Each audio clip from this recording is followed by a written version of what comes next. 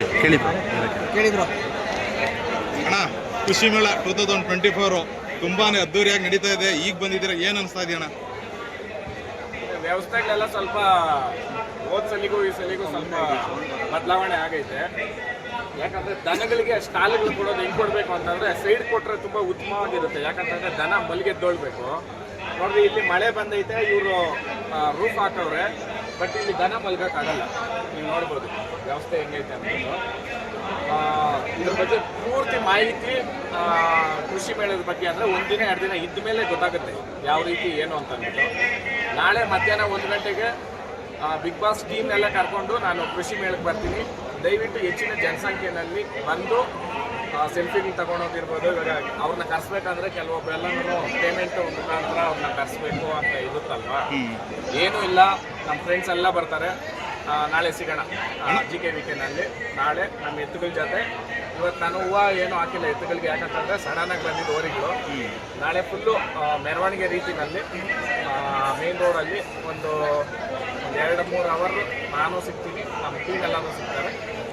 ಎಲ್ಲರೂ ಬಂದು ಪಾಲ್ಗೊಳ್ರಿ. ಆಮೇಲೆ ಹೆಚ್ಚಿನ ಮಾಹಿತಿ ಏನಂತಂದರೆ ಕೃಷಿನಲ್ಲಿ ನಿಮಗೆ ತೋಟಗಾರಿಕೆ ಇರ್ಬೋದು, ಆಮೇಲೆ ಪಶು ಸಂಗೋಪನೆ ಇರ್ಬೋದು, ಕುರಿ ಸಾಕಾಣಿಕೆ ಇರ್ಬೋದು, ಕೋಳಿ ಸಾಕಾಣಿಕೆ ಇರ್ಬೋದು, ಆಮೇಲೆ ಮೀನು ಇರ್ಬೋದು, ಪ್ರತಿಯೊಂದೂ ಇನ್ಫಾರ್ಮೇಷನ್ ನಿಮ್ಗೆ ಸಿಗುತ್ತೆ. ಅದಕ್ಕಿಂತ ಬಹುಮುಖ್ಯ ಏನಂತಂದರೆ ಏನಂತೀವಿ ನಾವು ಯಂತ್ರೋಪಕರಣಗಳು ಯಾವ್ಯಾವ ರೀತಿ ಇದ್ದಾವೆ ಅಂತ ಅಂದ್ಬಿಟ್ಟು. ದಯವಿಟ್ಟು ಪೆಸ್ಟಿಸೈಡ್ ಸೈಡ್ ಅಂತೂ ಹೋಗ್ಬೇಡ್ರಿ.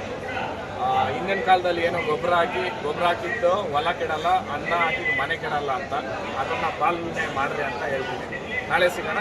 ಅಣ್ಣ ಇನ್ನೊಂದು ಹಳ್ಳಿಕಾರ ಅಂತ ಅಂದ್ಬಿಟ್ಟು ಬಂತು ಅಂದ್ರೆ, ಈಗ ವರ್ಷ ಕಡಿಮೆ ಜೋಡಿ ಎತ್ಕೊಳ್ ಬರ್ತಾ ಇತ್ತು, ಅಂದ್ರೆ 2 ಜೋಡಿ 3 ಜೋಡಿ. ಈ ಸರಿ ಜಾಸ್ತಿ ಇದೆ, ಹಳ್ಳಿಕಾರ ಎತ್ಕೊಳ್ ಜಾಸ್ತಿ ಬಂದಿದೆ. ನವಿಲು ನಾಟ್ಯ ಮಾಡ್ಬೇಕಾದ್ರೆ ಕೆಂಬೂತ ಪುಕ್ಕ ಕೆತ್ಕೊಂತಂತೆ. ಏನಿದ್ರ ಅಂತ ಆಗ್ತಾ ಜಾಸ್ತಿ ಆಗ್ತದೆ ಅಂತ ಅಂದ್ಬಿಟ್ಟು. ಜಾಸ್ತಿ ಆದ್ರೆ ಒಳ್ಳೇದೇ.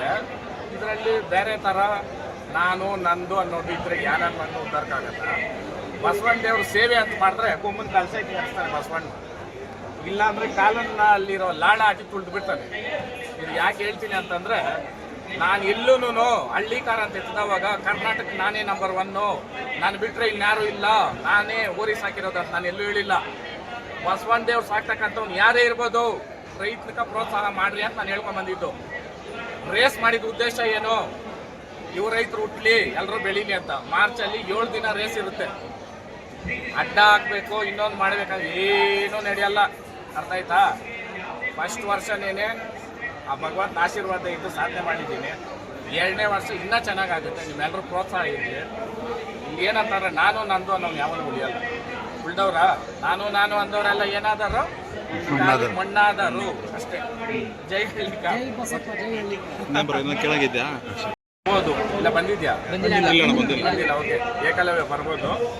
ಅದು ಬಿಟ್ಟರೆ CR7 ನಮ್ಮನೆದೇ ಓರಿ, ಅದ್ರ ಕರ ಮತ್ತೆ ಹಸು ನಾಳೆ ಬರುತ್ತೆ. ಇಲ್ಲಿ ಏನಂತಂದ್ರೆ ಪ್ರದರ್ಶನದಲ್ಲಿ ನಾವು 3-4 ವರ್ಷದಿಂದ ಇಲ್ಲಿ ಬಂದವಾಗಿಂದನೂ ನಾವು ಬಾಯಿ ಮಾತಲ್ಲಿ ಹೇಳೋದಲ್ಲ, ಅದನ್ನ ಮಾಡಿ ತೋರಿಸ್ಬೇಕು. CR7 ಇಲ್ಲಿ ಬಂದವಾಗ, ಏಕಲವ್ಯನೋ ಬಂದವಾಗ ಅದ್ರ ಕರುಗಳು ಎಲ್ಲಿ ಅಂತ ಕೇಳಿದವಾಗ ಕೆಲವೊಂದು ಕರುಗಳನ್ನ ನಾವು ತೋರಿಸಿದ್ದೀವಿ. ನಾಳೆ CR7 ಕರುನ ನಾವು ತೋರಿಸ್ತೀವಿ. ಅಲ್ಲೊಂದು ಕರು ಐತೆ, ಸುಮಾರು ಐತಣ್ಣ. ಅದು ಹೆಂಗೆ ಅಂತಂದ್ರೆ ನೋಡ್ರಿ, ಹಳ್ಳಿಕಾರು ಸಮಯನಿಂದ ಹುಡ್ತಕ್ಕಂಥದ್ದಲ್ಲ. ಕೃತಕ ಗರ್ಭಧಾರಣೆ ಹಳ್ಳಿಕಾರ್ಗೆ ಸೀಮಿತ ಅಲ್ಲ, ಅದು ಯೂಸ್ ಆಗಲ್ಲ. ಈ ಏನಂತೀರಿ ಒರಿಜಿನಲ್ ಬ್ರೀಡಿಂಗ್ ಅಂತಂದರೆ ಸ್ಪರ್ಶದಿಂದ ಹುಟ್ಟಬೇಕು, ಆ ಕಾರಣಕ್ಕೆ. ಆಮೇಲೆ ಇವತ್ತು ನೀವು ನೋಡ್ಬೋದು, ಮೈಸೂರಿಂದ ಬಂದವ್ರೆ ನಮ್ಮ ಪ್ರತು ಅಣ್ಣವರು. ಅಲ್ಲಿ ನೋಡಿಸ್ಬಿಡ್ರಿ, ಮಾಡಿದ್ವಿ. ಮಾಡಿದ್ದೀವಿ. ಮೈಸೂರಿಂದ ಬಂದವ್ರೆ, ಇಲ್ಲಿ ಆನೇಕಲ್ನಿಂದ ಬಂದವ್ರೆ. ಒಗ್ಗಟ್ಟಲ್ಲಿ ಮಲ ಐತೆ, ಒಬ್ಬಟ್ಟಲ್ಲಿ ರುಚಿ ಐತೆ. 2 ವ್ಯತ್ಯಾಸ ಆದ್ರೂ 2ಕ್ಕೂ ಗೌರವ ಇರಲ್ಲ. ಆ ಕಾರಣಕ್ಕೆ ತಂದಾಕೋ ನನ್ನ ಮಕ್ಕಳು ಸುಮಾರು ಜನ ಇರ್ತಾರೆ. ಆ ಕಾರಣಕ್ಕೆ ಕೆಲವು ಮಾತುಗಳನ್ನ ಡೈರೆಕ್ಟಾಗಿ ಕೇಳಿದ್ರೆ ತುಂಬ ಉತ್ತಮವಾಗಿರ್ತೈತೆ ಅಲ್ವಾ. ಹೇಳಿಕೆ ಮಾತು ಕೇಳೋದು ಯಾರು ಅಂತಂದರೆ, ಯಾರು ಕೇಳೋದು? ಅವರೇ. ಓಕೆ.